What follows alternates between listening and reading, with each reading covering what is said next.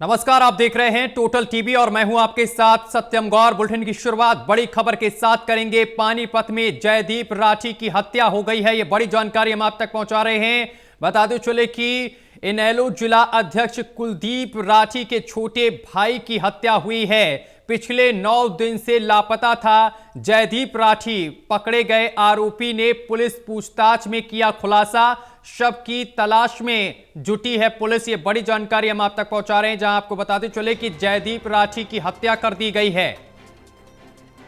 तो पानीपत से ये बड़ी और अहम खबर हम आप तक पहुंचा रहे हैं, जहां आपको बता दें कि पानीपत में जयदीप राठी की हत्या हो गई है। इनेलो जिला अध्यक्ष कुलदीप राठी के छोटे भाई की हत्या कर दी गई है। पिछले 9 दिनों से लापता था जयदीप राठी। पकड़े गए आरोपी ने पुलिस पूछताछ में किया है खुलासा। शव की तलाश में जुटी पुलिस।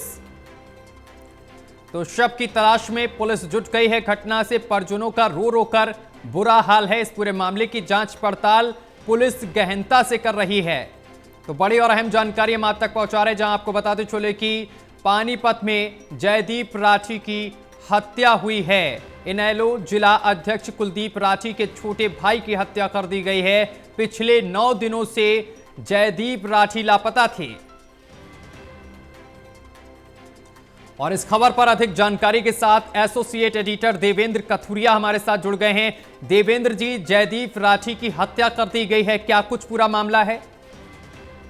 देखिए सत्यम, आज 9वां दिन था।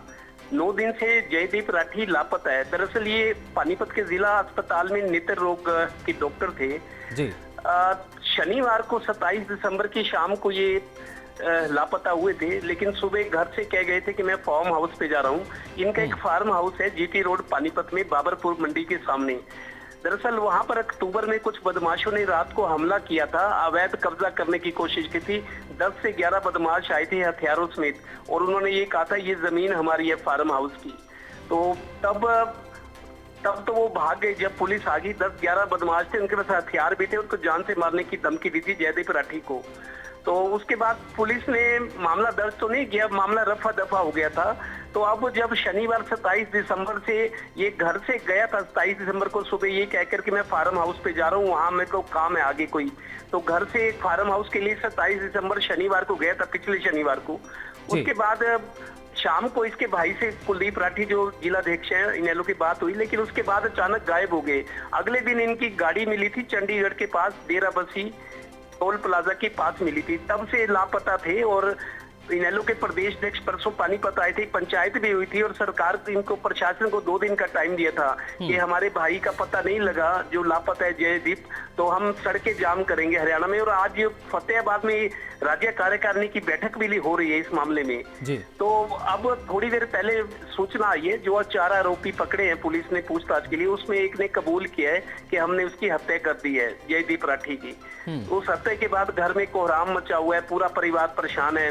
कुलदीप राठी चूंकि राजनीतिक आदमी है और चौधरी देवीलाल के टाइम से पार्टी से जुड़ा हुआ है, 20-25 साल से, तो इसलिए पार्टी इस मामले में पूरी हस्तक्षेप कर रही थी, दिलचस्पी ले रही थी। लेकिन अब मर्डर की खबर सुनकर एक चीज सत्यम ये है जी। इसी साल के शुरू में कुलदीप नफे सिंह राठी थे बहादुरगढ़ में, वो प्रदेश अध्यक्ष भी थे। नफे सिंह राठी तब प्रदेश अध्यक्ष इनेलो के, उनका मर्डर हुआ था इसी विवाद में, कोई जमीन के, बहादुरगढ़ में। 2 दिन पहले सोनीपत के राई में इनेलो का युवा जिलाध्यक्ष है भूपेंद्र दहिया, परसों उसका मर्डर हुआ है दिल्ली में। और आज इसका पानीपत में, ये भी इनेलो, मतलब इनेलो नेताओं के या उनके परिवार के लोगों के 3 मर्डर हो चुके हैं। हैरानी की बात है कि ये क्या हो क्या रहा है। कानून व्यवस्था पर भी सवाल उठ रहे हैं कि पानीपत से उसको अगवा किया गया, 9 दिन के बाद कोई पता नहीं लगा।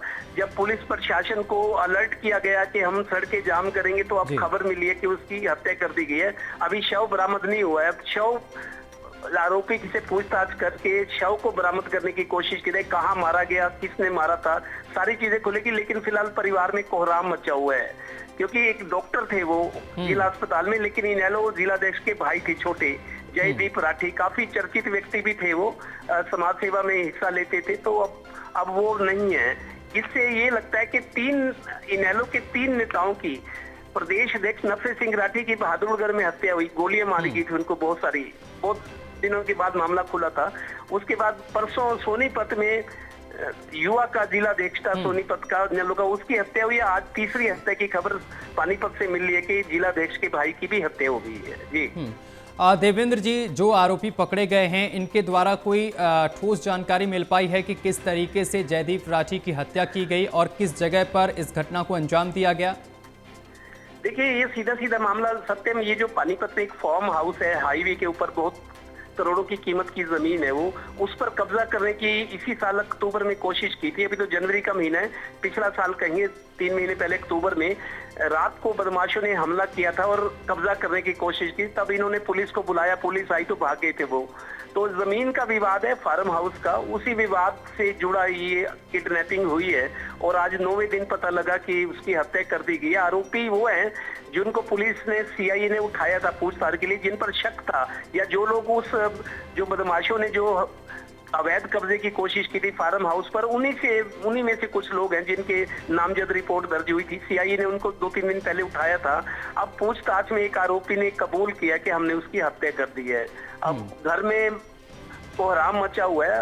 अब उनको बता दिया गया है आरोपी की तरफ से पुलिस के जरिए कि आपके जयदीप राठी अब नहीं रहे। शव को लेकर क्या कुछ जानकारी मिल पाई है और पुलिस का इस पूरे विषय पर क्या कुछ कहना है? देखिए, पुलिस आरोपी के आधार पे जो उसने बताया, लेकिन अब उसको क्योंकि उस लोकेशन पे ले जाया जाएगा आरोपियों को, और डेड बॉडी उन्होंने, अभी जो ताजा जानकारी मिली सत्यम, डेड बॉडी को उन्होंने जलाकर नहर में फेंका है, आरोपी ने जो जानकारी दी है। और उसको जलाने के बाद ताकि शिनाख्त ना हो, पहचान ना हो, और उसको नहर में बहा दिया ताकि खुर्द-बुर्द हो जाए शव। ये कुछ ताज़ी जानकारी आई है। और अब उस आरोपी को और जो बाकी लोग पकड़े गए हिरासत में पूछताछ, उनको पुलिस अपने साथ ले जा रही है। किस जगह पे उसको जलाया गया था जयदीप को और किस जगह पे उसको नहर में बहाया गया है। अब तो डेड बॉडी है, लेकिन बहकर पानी में कहाँ तक चली गई अब उनको तलाशना होगा। लेकिन ये थोड़ा पुख्ता जानकारी है कि अब ही इज नो मोर, उसको जलाया गया, उसके बाद नहर में बहा दिया गया ताकि शिनाख्त ना हो सके, पहचान ना हो सके, सबूत मिटाने की कोशिश की गई है। बहुत शुक्रिया आपका देवेंद्र जी, हमारे साथ जुड़ने के लिए और तमाम जानकारी साझा करने के लिए।